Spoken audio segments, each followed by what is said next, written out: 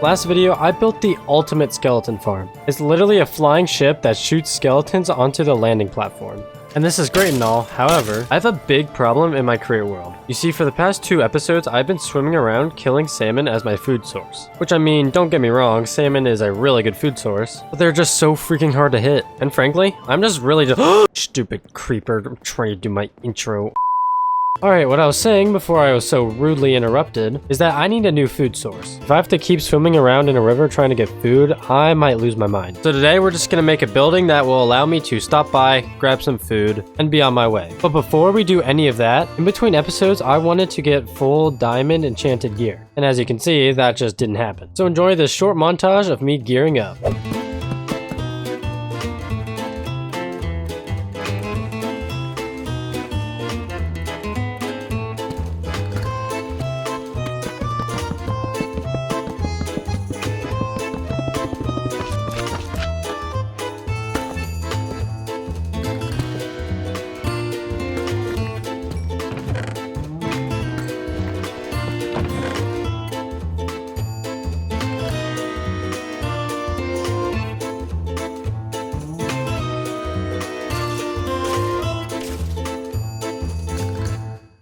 Alright, that took a while, but it was well worth it. As you can see, we have a full set of enchanted diamond gear and tools, and we got a whole lot of drops. I also went ahead and got our cow pen set up, because we're going to need a whole lot of cows for today's episode. And as you can see, I also tamed a horse. Now, this is the best one I could find.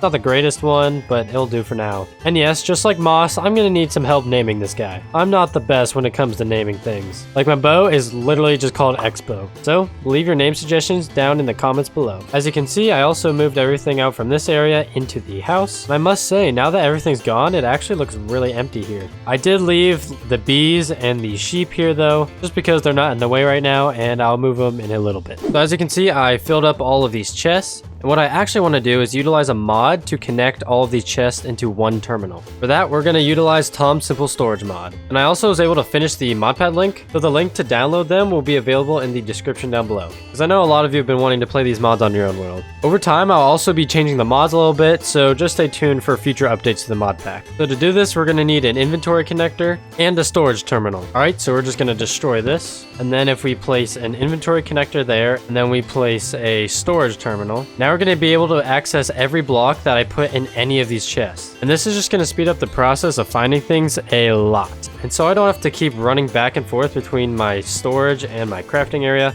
We're going to add a crafting terminal here instead of this crafting table. This will just allow me to access all the items down here. So we're just going to break this, place an inventory connector, a crafting terminal, and luckily this storage is just right there. Now if we connect this up, we have all of our blocks and our crafting menu down in the crafting station. Now I also switched these two things just to make it look a little better. So another thing I want to do is place our cutting board there, and then alter this mechanical mixer to work with a blaze burner. So now we're just going to get rid of the barrel and hopper, and then place a blaze burner there, and then a stair. So now we can access the blaze burner with the mixer. And something else I forgot to explain earlier is down in the mines. So here's the drill that I constructed. This is basically how I moved the spawners in the last episode. So we have these drills in front, which are what makes this giant tunnel, and all of the items are then put into these barrels. And then these deployers out here, this one places blocks if there's a gap, and this one places rails so that the minecart furnace can continue going. And then back here we have a mechanical plow,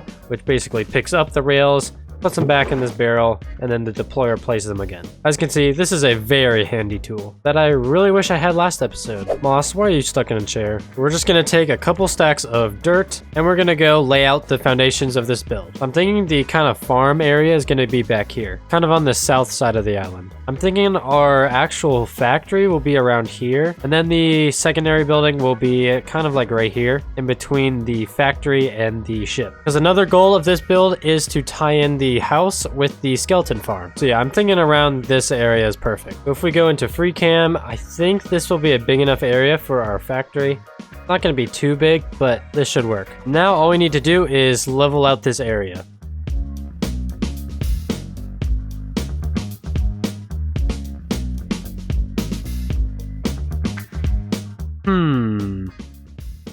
All right, this is looking good. Now it's time to make the outline. So we're just gonna make a little layout with brick. And you know what? We might as well just texture this as well.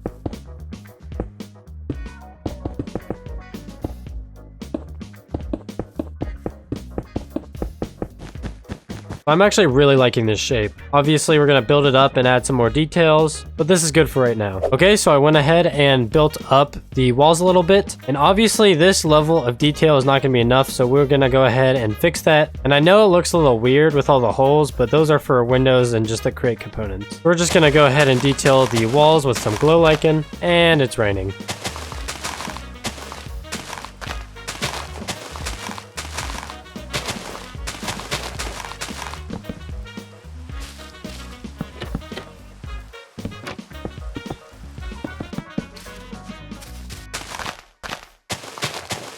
There we go, that's looking a little better. Now I incorporated these into my house build, but I want to utilize these spruce supports to help add a little more detail, especially to things like the windows and maybe this front door. So if we go ahead and place these and then crouch and right click, there we go, we have a little arch for the window. And then if we go ahead and place these like this, and then these facing the side, we have little shutters that are opened.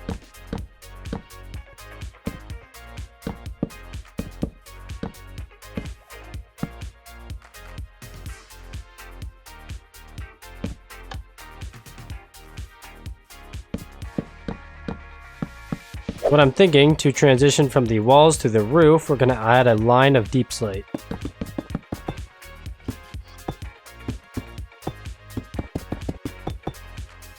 Alright, that's looking good. Now we just need to add some supports.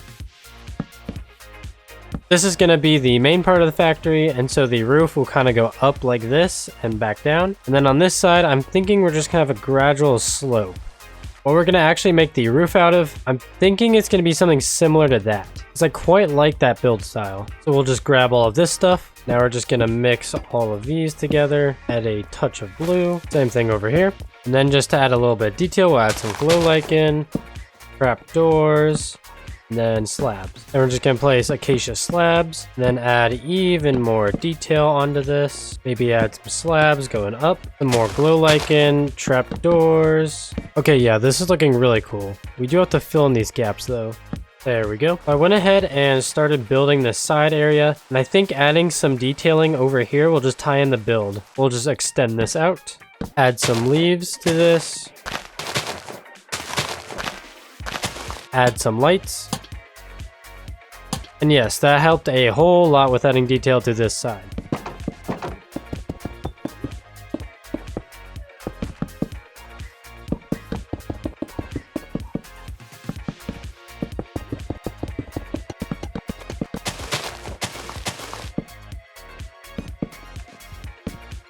So I just finished adding a couple more details like the windows and the rest of the roof. And this build is actually just looking so good. I think it also fits really well with our house over there. However, if we take a look on the inside, there's not much here yet. And before we do anything on the inside, I'm gonna add a few create mod decorations out here, but I haven't crafted them yet. First things first, we're gonna make some fluid tanks and pipes. And to make them, we need copper sheets and copper. There's our pipes. We're also going to make a mechanical pump and some metal brackets. We're also going to need cast iron, so we're just going to switch these around. If we throw our iron in there and then give this heat, I accidentally made an iron trap door. Now if we put it as the filter and then throw our iron in, there we go. It's all cast iron. Now we can make a door with it. And then let's go head back over to the build. I'm thinking we're going to have our fluid tank right here. We'll have our mechanical pump like that. And then we'll connect fluid pipes up to this. And then maybe some up here as well, just for decoration. There we go, that's looking good. What I might do is add a couple of these glass ones. Then we're going to use some copper casing to fill in these gaps. Then we're going to place some metal brackets. We're going to have our door right there. And then for some more detail, we'll just add some copycat steps. And there we go, that's looking really good. And then using some more train holes, we're going to make smokestacks, just like we did over there.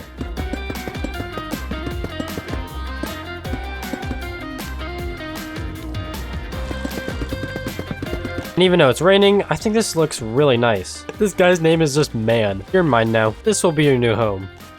Now for the inside, we're gonna have to use our space wisely, because the recipe I want to make takes a lot of different ingredients, and that is dumplings. Just hear me out. If we compare it to steak, steak gives you 4 hunger points and a lot of saturation. And if we take a look at dumplings, they give you 4 hunger points as well and the same amount of saturation. So they're basically just a more fun steak. And let's be honest, regular Minecraft food is pretty boring to get. So for this recipe, we're gonna need dough, cabbage, onions, and then any of these meat sources. However, I think we're gonna do minced beef. So in theory, I could actually farm beef and dumplings with this farm. So because we have the chip mod installed, I was able to make different types of gravel, like sifted gravel and andesite gravel. So I'm thinking that I'm going to remove this floor before we put in any crate components, just so we won't have to remove anything afterwards.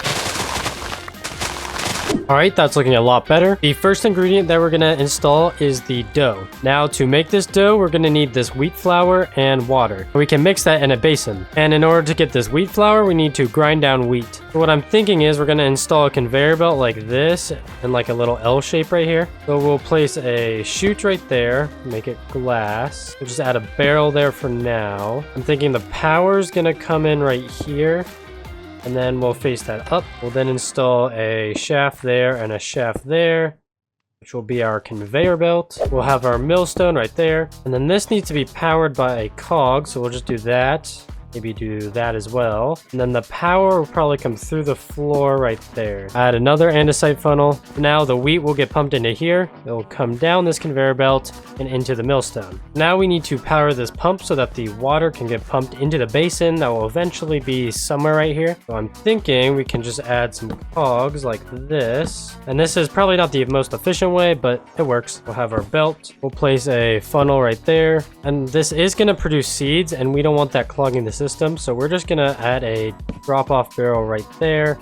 We put a brass funnel going into it. Now only seeds will get picked up into this barrel. We're gonna have one final belt, and so now we're just gonna add another input for the power. So our basin is just gonna be right here. We'll put a brass funnel on it. Now if this basin is filled with water, which it will be from this fluid pipe that will connect in a sec, the mixer will mix water with the wheat flour and will be outputted onto here. Brass funnel coming out. So now there's gonna be a weighted ejector here once we finish the crafting section, and you'll soon see how this all comes together. So now the last thing we need is to connect the pipes to the basin, and we'll do that just like this. And so now this should just about be ready to go. Now we're gonna actually need the water, and I think we can just pump it right from the river. We're underground right now, and I just made this little area for the pumps. And then in theory, if we power this and connect this up to the tank, it will pump water into the tank. Now, I don't know if this will count as a water source yet, but we'll see. So for power, we're just gonna have a water wheel, have a rotation speed controller, set that to 40,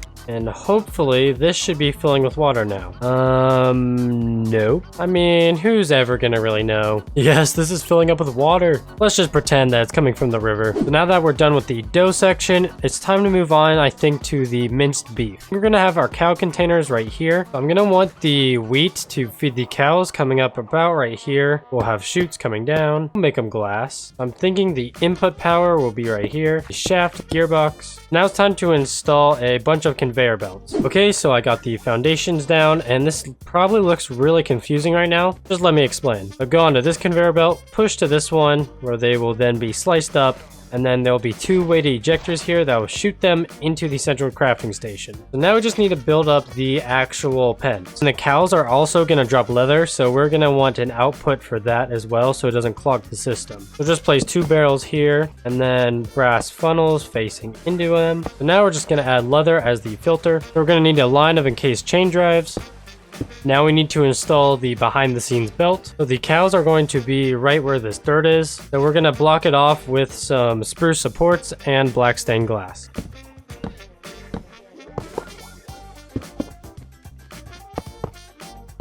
Now it's time to just get a whole lot of cows in here. Okay, how am I going to do this? Oh no, oh no. We're losing a few, but that's fine.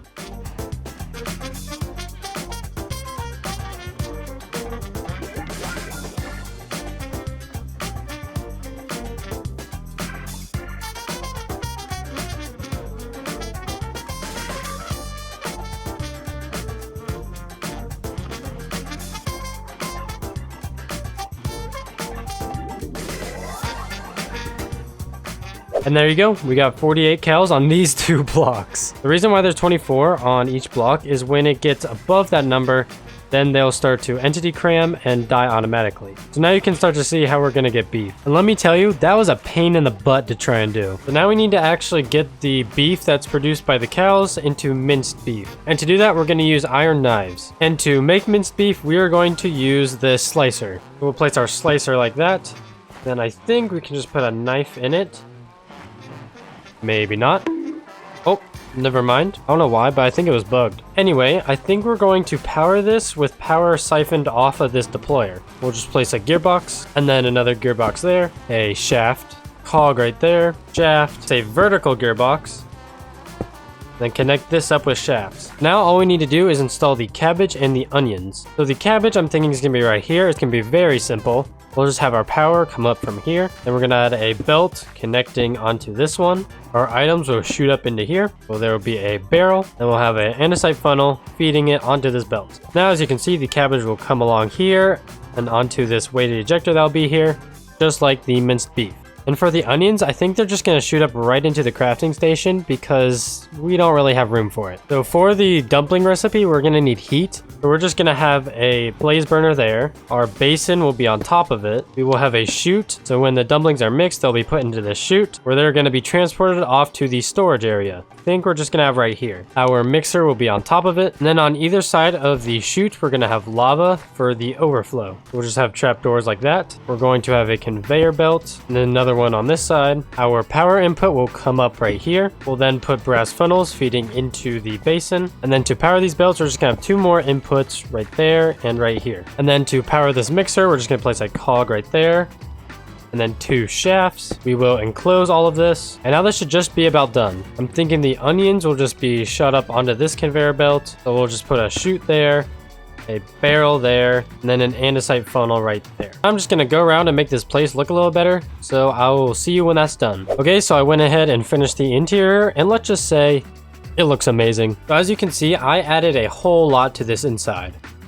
I added a bunch of hanging chain lights, some paintings. I also added these wooden beams at the top, just to make it look a little more supported. We got our storage over here. And all of this is connected into this one storage terminal. So whenever the final product gets made, it will be dumped into here and then put into the storage terminal. And overall, I just love the vibes in here. That's especially going to be the case when stuff is just flying over to this middle section. So something I also did was install this downstairs bit, where as you can see, I have labeled all of the different crops and where they're going to be inputted. And then all of these shafts that you can see hanging down, we need to power. I think for the power, we're just going to use water wheels. Now I know this isn't the most efficient power source, but this is all I have right now. Once we make an actual power plant, we can siphon off of that. We'll just place these here. Make a little barrier. So the first thing I'm going to connect up are the belts and the mixer for the center bit.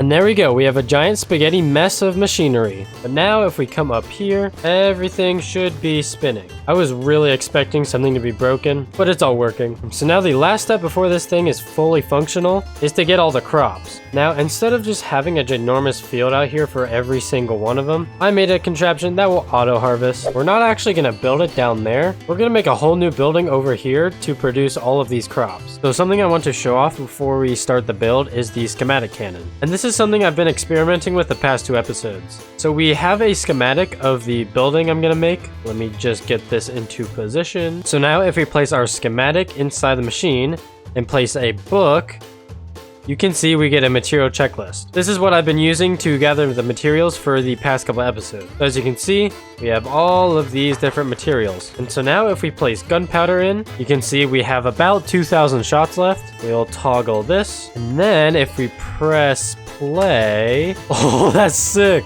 Then, yep, it did replace these blocks. And so the cannon is actually building this for me. This is actually so broken. I'm never gonna have to build again. Nah, in all seriousness, I'm not gonna use this too much because it literally takes the fun out of building in Minecraft. I think we're just gonna do a quick time lapse of this thing building.